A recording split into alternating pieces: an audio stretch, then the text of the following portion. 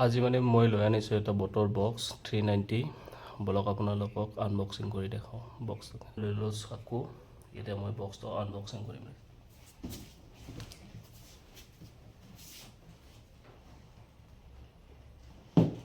Bluetooth mode.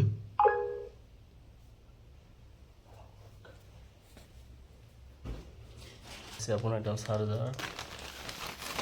আহিছে আপোনাৰ microphone এটা